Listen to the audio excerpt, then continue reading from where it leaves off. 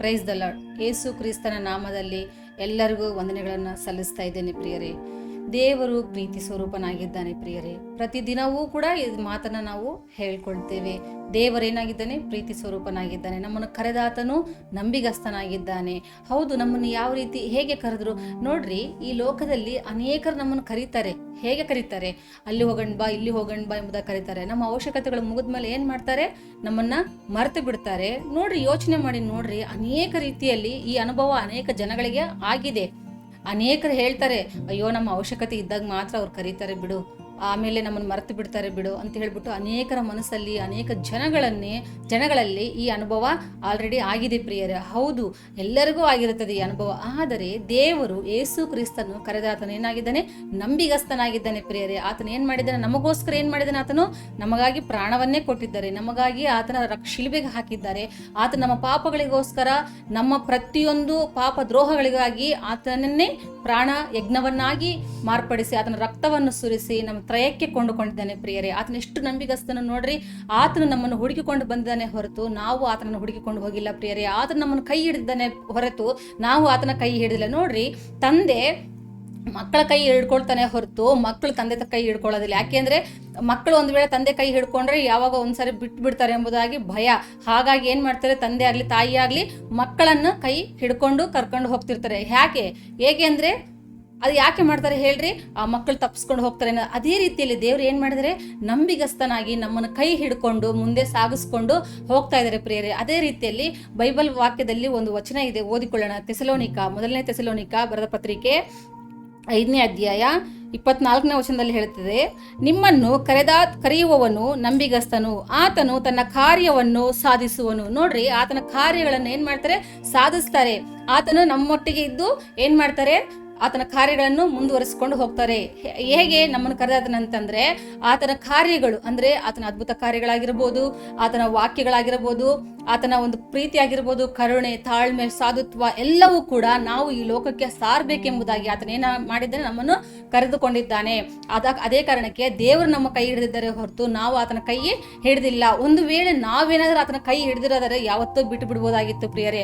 ಆದರೆ ನಮ್ಮ ಕೈಯನ್ನು ಆತನ ಏನ್ ಮಾಡಿದಾನೆ? ಕಷ್ಟಗಳಲ್ಲಿ, ದುಃಖಗಳಲ್ಲಿ, ವೇದನೆಗಳಲ್ಲಿ, ಬಾಧೆಗಳಲ್ಲಿ, ಚಿಂತೆಗಳಲ್ಲಿ, ಪ್ರತಿಯೊಂದು ವಿಚಾರದಲ್ಲಿ ಅನೇಕರನ್ನು ಮನಸ್ಸು ನೋಯಿಸಿರಬಹುದು. ಆ ಒಂದು ವಿಚಾರದಲ್ಲಿ ಕೂಡ ದೇವರು ಏನ್ ಮಾಡಿದ್ರೆ? ನಮ್ಮನ್ನ ಸಂತೈಸ್ತಾ, ಒಂದು ಸಮಾಧಾನ ಪಡಿಸ್ತಾ, ಅನೇಕ ರೀತಿಯಲ್ಲಿ ಪ್ರೀತಿಯನ್ನು ತೋರಿಸುತ್ತಾ. ನೋಡ್ರಿ, ನಮಗೆ ಒಂದು ಸರಿ ನೀವು ಯೋಚನೆ ಮಾಡಿ ನೋಡಿ ಪ್ರಿಯರೇ, ನಾವು ಅನೇಕ ಬಾಧೆಗಳಲ್ಲಿ ಒಳಗಾಗಿರುವಾಗ ಆತನ ವಾಕ್ಯವನ್ನು ಓದಿದಾಗ ಯಾರೋ ಪಕ್ಕದಲ್ಲೇ ಕುತ್ಕೊಂಡು ನಮ್ಮನ್ನು ಸಂತೈಸ್ತಿದಾರೇನೋ, ಆತನ ಕರೆದಿದ್ದಾನಲ್ಲ ನಮ್ಮನ್ನ, ಆತನ ನಂಬಿಗಸ್ತನಾಗಿದ್ದಾನೆ. ನಾವು ಪ್ರಾರ್ಥನೆ ಮಾಡಬೇಕು ಪ್ರಿಯರೇ. ಹೌದಪ್ಪ, ನೀನ್ ಕರೆದಿದ್ದೀನಿ, ನೀನ್ ನಂಬಿಗಸ್ತನಾಗಿದ್ದೀಯಾ, ಮನುಷ್ಯರು ಕರೆದಿಲ್ಲ ನಮ್ಮನ್ನ ಎಂಬುದಾಗಿ ನಾವು ಆತನಿಗೆ ಪ್ರಾರ್ಥನೆ ಮಾಡುವಾಗ ಆತನ ನಮ್ಮೊಟ್ಟಿಗೆ ಮಾತನಾಡ್ತಾನೆ ಪ್ರಿಯರೇ. ಹೇಗೆ ಮಾತನಾಡ್ತಾರೆ? ಹೌದು, ಹೇಗೆ ಮಾತನಾಡ್ತಾರೆ ನಮ್ಮಂತೆ ಕೆಲವರಿಗೆ ಕೇಳಬಹುದು. ಆತನ ವಾಕ್ಯದ ಮೂಲಕ ಏನ್ ಮಾಡ್ತಾರೆ? ದೇವರು ನಮ್ಮೊಟ್ಟಿಗೆ ಮಾತನಾಡ್ತಾರೆ ಪ್ರಿಯರೇ. ಅನೇಕರ ಮಾತುಗಳಿಂದ ನಾವು ಮನನೊಂದಿ ಹೋಗಿರಬಹುದು, ಮನಸ್ಸಿಗೆ ನೋವಾಗಿರಬಹುದು ಅನೇಕ ಮಾತುಗಳಿಂದ. ಆದರೆ ಆತನ ಮಾತುಗಳು ನಮ್ಗೆ ಸಂತೈಸ್ತವೆ ಪ್ರಿಯರೇ. ಆತನ ಯಾಕೆ? ನಂಬಿಗಸ್ತನಾಗಿದ್ದಾನೆ. ನಮ್ಮನ್ನು ಕರೆದಾತನ ಏನಾಗಿದ್ದಾನೆ? ನಂಬಿಗಸ್ತನಾಗಿದ್ದಾನೆ. ಅನೇಕ ಜನರು ನಮ್ಮನ್ನ ಕರೀಬಹುದು ಪ್ರಿಯರೇ, ಅಲ್ಲಿಗೆ ಹೋಗೋಣ, ಇಲ್ಲಿಗೆ ಹೋಗೋಣ ಎಂಬುದಾಗಿ. ಆದ್ರೆ ಅವರು ನಂಬಿಗಸ್ತರಾಗಿರೋಕೆ ಸಾಧ್ಯನೇ ಇಲ್ಲ ಪ್ರಿಯರೇ. ಹೌದು, ಮನುಷ್ಯರು ಹೇಗೆ ಅಂತಂದ್ರೆ ಅವಶ್ಯಕತೆಗಳಿಗೆ ಮಾತ್ರ ಉಪಯೋಗಿಸ್ಕೊಳ್ಳುವಂತ ಮನುಷ್ಯರಿದ್ದಾರೆ ಪ್ರಿಯರೇ ಈ ಲೋಕದಲ್ಲಿ. ಆದ್ರೆ ದೇವ್ರು ಏನ್ ಮಾಡಿದರೆ? ಆತನು ಕರೆದಿದ್ದಾನೆ. ನಮ್ಮನ್ನ ಕರೆದುಕೊಂಡಂತ ದೇವರು ಏನಾಗಿದ್ದಾರೆ? ನಂಬಿಗಸ್ತನಾಗಿದ್ದಾನೆ ಪ್ರಿಯರೇ. ಆತನ ಮೂಲಕ ಎಲ್ಲಾ ಕಾರ್ಯಗಳು, ನಮ್ಮ ಮೂಲಕ ಆತನ ಕಾರ್ಯಗಳನ್ನು ಸಾಧಿಸ್ಲಿಕ್ಕೋಸ್ಕರ ನಮ್ಮನ್ನು ಕರೆದಿದ್ದಾರೆ. ಆತನ ಕಾರ್ಯಗಳಂದ್ರೆ ಯಾವ್ಯಾವು? ಅನೇಕರ ಪಾಪದಲ್ಲಿ ಬಿದ್ದಿರಬಹುದು, ಕಷ್ಟಗಳಲ್ಲಿರಬಹುದು, ಸಂಕಟದಲ್ಲಿರಬಹುದು. ಅವರನ್ನ ನಾವು ದೇವರ ಪ್ರೀತಿಯಿಂದ, ದೇವರ ಮಾತುಗಳಿಂದ ಅವರನ್ನು ಎಬ್ಬಿಸಬೇಕು ಪ್ರಿಯರೇ, ಅವರು ಸಂತೈಸಬೇಕು ಪ್ರಿಯರೇ. ಹೌದು, ನಮ್ಗೆ ಏನಾದ್ರೂ ಒಂದು ಕಷ್ಟ ಬಂತು ಅಂದ್ರೆ ಅನೇಕರು ನಮ್ಗೇನಾದ್ರೂ ನಾವು ನಂಬಿಕೆಯನ್ನು ಹುಟ್ಟಿಸ್ಬೇಕು ಅವರಲ್ಲಿ. ನಾವು ಈ ತರ ಮಾಡು, ಈ ತರ ಇರು, ಏನು ಆಗೋದಿಲ್ಲ, ದೇವರಿದ್ದಾರೆ, ದೇವ್ರ ಮೇಲೆ ಭರವಸೆ ಇಡು, ದೇವ್ರ ಮೇಲೆ ನಂಬಿಕೆ ಇಡು, ಆತನ ನಮ್ಮನ್ನು ಕರೆದಿದ್ದಾನೆ, ಆತನ ಕಾರ್ಯಗಳನ್ನು ಸಾಧಿಸ್ತಾನೆ, ಪ್ರತಿಯೊಂದು ಕೂಡ ದೇವ್ರು ನಿನಗೆ ಕೊಡ್ತಾರೆ ಎಂಬುದಾಗಿ ಆ ರೀತಿಯಲ್ಲಿ ದೇವರ ಕಾರ್ಯಗಳನ್ನು ಅವರಿಗೆ ತೋರಿಸಬೇಕು ಪ್ರಿಯರೇ. ಆ ಕಷ್ಟದಲ್ಲಿರೋರಿಗೆ, ಸಂಕಟದಲ್ಲಿರೋರಿಗೆ ಇನ್ನೂ ಸ್ವಲ್ಪ ಹೋಗ್ಬಿಟ್ಟು ಕಷ್ಟವನ್ನು ಹೇಳೋದಲ್ಲ, ಹೌದಾ ಹೀಗಾಯ್ತಾ ಹಾಗಾಯ್ತಾ ಎಂಬುದಾಗಿ ಅವ್ರನ್ನ ಮನಸ್ಸು ನೋಯಿಸೋದಲ್ಲ ಪ್ರಿಯರೇ. ದೇವರ ವಾಕ್ಯ, ದೇವರ ಪ್ರೀತಿ, ದೇವರ ಕರುಣೆ ನಾವು ಅವ್ರಿಗೆ ತೋರಿಸಿರುವಾಗ ಆತನು ನಮ್ಮೊಳಗೆ ಇದ್ದು ಆತನ ಕಾರ್ಯಗಳನ್ನು ಸಾಧಿಸುವ ಆತನಾಗಿದ್ದಾನೆ ಪ್ರಿಯರೇ. ನಾವು ನಮ್ಮ ಕೈಲಾದಷ್ಟು ನಮ್ಮ ಕೆಲಸ ಏನ್ ಮಾಡ್ಬೇಕು ಪ್ರಿಯರೇ? ಇನ್ನೊಬ್ಬರಿಗೆ ನೋಯಿಸೋದಲ್ಲ, ಆತನ ಪ್ರೀತಿಯನ್ನು ಸಾರೋದು ಪ್ರಿಯರೇ. ಹೌದು, ನಮ್ಮನ್ನು ಕರೆದಾತನ ಏನಾಗಿದ್ದಾನೆ? ನಂಬಿಗಸ್ತನಾಗಿದ್ದಾನೆ ಪ್ರಿಯರೇ. ಅದೇ ರೀತಿಯಲ್ಲಿ ನಾವು ಕೂಡ ಜನಗಳ ಮಧ್ಯದಲ್ಲಿ ನಂಬಿಗಸ್ತರಾಗಿ ಆತನು ಹೇಗೆ ಅಂದ್ರೆ ಮನುಷ್ಯರು ಯಾರು ಕೂಡ ನಂಬಿಗಸ್ತರಿಲ್ಲ ಪ್ರಿಯರೇ ಈ ಲೋಕದಲ್ಲಿ. ಆತನು ನಮ್ಮೊಳಗೆ ಇದ್ದಾಗ ನಾವು ನಂಬಿಗಸ್ತರಾಗಿ ಜೀವಿಸಬೇಕು, ನಂಬಿಗಸ್ತರಾಗಿ ನಡೀಬೇಕು, ನಂಬಿಗಸ್ತರಾಗಿ ನಾವು ಹೋಗಬೇಕು ಮುಂದೆ, ನಂಬಿಗಸ್ತರಾಗಿ ಇನ್ನೊಬ್ಬರಿಗೆ ನಾವು ನಂಬಿಗಸ್ತಕ್ಕೆ ಅಂತಲೇ ನಾವು ಮಾತನ್ನು ಕೊಡಬೇಕು, ಅವರ ಪ್ರೀತಿ ಸಾರಬೇಕು ಪ್ರಿಯರೇ. ಹೌದು, ದೇವರ ಪ್ರೀತಿ, ದೇವರ ನಂಬಿಕೆ ಎಲ್ಲವನ್ನು ಕೂಡ ಅವರಿಗೆ ಹೇಳುವಾಗ ಏನಾಗುತ್ತೆ ಪ್ರಿಯರೇ, ಅವರಿಗೂ ಕೂಡ ಓ ಹೌದಾ, ನಮ್ಮನ್ನು ಕೂಡ ದೇವರು ಕರೆದಿದ್ದಾರೆ. ಹಾಗಾದರೆ ದೇವರು ಆ ಒಂದು ವಾಕ್ಯವನ್ನು ಓದುವಾಗ ನೋಡಿ ಪ್ರಿಯರೇ, ಮನುಷ್ಯರು ಯಾರು ಕೂಡ ಸಂತೈಸಿದ್ರು ಕೂಡ ಒಂದು ಸ್ವಲ್ಪ ಕಾಲ, ಆದರೆ ಪ್ರತಿ ಕ್ಷಣವೂ, ಪ್ರತಿ ದಿನವೂ, ಪ್ರತಿ ಕ್ಷಣ ನಾವು ಮಲಗುವಾಗ ಏಳುವಾಗ ಪ್ರತಿ ದಿನವೂ ನಮ್ಮೊಟ್ಟಿಗೆ ಇರ್ತಾರೆ, ನಮ್ಮೊಳಗೆ ವಾಸಿಸ್ತಾರೆ ದೇವರು. ಹೌದು, ನಾವು ಗ್ರಹಿಸ್ಬೇಕದನ್ನ, ನಾವು ಮೈಂಡಿಂದ ಗ್ರಹಿಸೋದಲ್ಲ, ಆತ್ಮಿಕವಾಗಿ ನಾವು ಗ್ರಹಿಸಬೇಕು ಪ್ರಿಯರೇ. ಆತ್ಮದಲ್ಲಿ ನಾವು ಗ್ರಹಿಸಿಕೊಂಡು ಹೋಗುವಾಗ ಏನಾಗುತ್ತಂದ್ರೆ ದೇವ್ರು ನಮ್ಮೊಟ್ಟಿಗೆ ಮಾತನಾಡ್ತಾರೆ. ಕೆಲವರು ಕೇಳ್ತಾರೆ, ಅನೇಕರು ಅಯ್ಯೋ ದೇವ್ರು ಮಾತಾಡ್ತಾರೆ, ಹೇಗೆ ಮಾತಾಡ್ತಾರೆ? ದೇವ್ರ ವಾಕ್ಯದ ಮೂಲಕ ಮಾತಾಡ್ತಾರೆ ಪ್ರಿಯರೇ. ದೇವ್ರ ಆತನ ವಾಕ್ಯವೇ ಮಾತುಗಳಾಗಿದ್ದಾವೆ. ಆ ವಾಕ್ಯವು ನಮ್ಮಲ್ಲಿ ಇರುವಾಗ ಮುಂದೆ ನಾವು ಸಾಗಲಿಕ್ಕೆ ಸಾಧ್ಯ ಪ್ರಿಯರೇ. ಹೌದು, ದೇವರು ನಂಬಿಗಸ್ತನಾಗಿದ್ದಾನೆ, ನಮ್ಮನ್ನು ಕರೆದಾತನ ಆತನ ಕಾರ್ಯಗಳನ್ನು ನೆರವೇರಿಸೋದಕ್ಕೋಸ್ಕರ ನಮ್ಮನ್ನು ಕರೆದಿದ್ದಾನೆ ಪ್ರಿಯರೇ. ಈ ವಾಕ್ಯಗಳನ್ನು ಓದಿಕೊಂಡಾಗ ಪ್ರತಿ ಸಾರಿ ಕೂಡ ನೀವು ಮೈಂಡಿಂದ ಯೋಚನೆ ಮಾಡಬೇಡ್ರಿ, ಸ್ಪಿರಿಟಲ್ಲಿ ಯೋಚನೆ ಮಾಡ್ರಿ, ಆತ್ಮಿಕವಾಗಿ ಯೋಚನೆ ಮಾಡ್ರಿ. ದೇವರು ನಿಮಗೆ ಏನೇನು ಕಾರ್ಯಗಳಿಟ್ಟಿದ್ದಾರೆ ಅವೆಲ್ಲವೂ ಕೂಡ ಆತನ ಮೂಲಕ, ನಿಮ್ಮ ಮೂಲಕ ಆತನ ಏನ್ ಮಾಡ್ತಾನೆ, ಸಾಧಿಸ್ತಾನೆ ಪ್ರಿಯರೇ. ಅನೇಕ ರೀತಿಯಲ್ಲಿ ಅನೇಕ ಆಲೋಚನೆಗಳಿರ್ಬೋದು ಅನೇಕರಿಗೆ, ಅವೆಲ್ಲವೂ ಕೂಡ ಪೂರೈಸುವ ಆತನು. ಎಲ್ಲವೂ ಕೂಡ ದೇವರು ನಮ್ಮ ಒಂದು ಜೀವಿತದಲ್ಲಿ ಎಲ್ಲ ನಂಬಿಕೆಯಿಂದ ನಾವಿರುವಾಗ ದೇವರು ಏನ್ ಮಾಡ್ತಾರೆ, ನಮಗೆ ಮುಂದೆ ಒರೆಸ್ಕೊಂಡು ಹೋಗ್ತಾರೆ ಪ್ರಿಯರೇ. ಹೌದು, ಯೇಸು ಕ್ರಿಸ್ತನ ಏನಾಗಿದ್ದಾನೆ ಪ್ರಿಯರೇ, ನಮ್ಮನ್ನು ಕರೆದಾತನ ಏನಾಗಿದ್ದಾನೆ, ನಂಬಿಗಸ್ತನಾಗಿದ್ದಾನೆ ಪ್ರಿಯರೇ. ಆತನ ಮೇಲೆ ನಾವು ನಂಬಿಕೆ ಇಟ್ಟು ಮುಂದೆ ಹೋಗುವಾಗ ಅನೇಕ ರೀತಿಯಲ್ಲಿ ಬೈಬಲಲ್ಲಿ ತುಂಬಾ ಜನ ಇದ್ದಾರೆ ಪ್ರಿಯರೇ, ಆತನ ಮೇಲೆ ನಂಬಿಕೆ ಇಟ್ಟು ಮುಂದೆ ಹೋದವರು.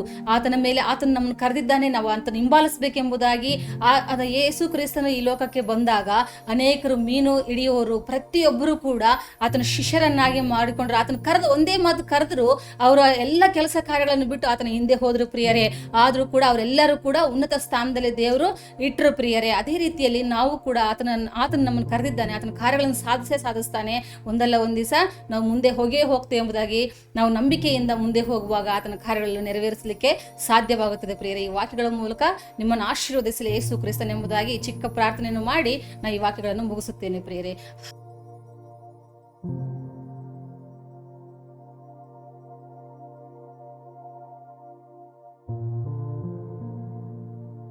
Hallelujah. Ribo shakalara baba katoli alara baba.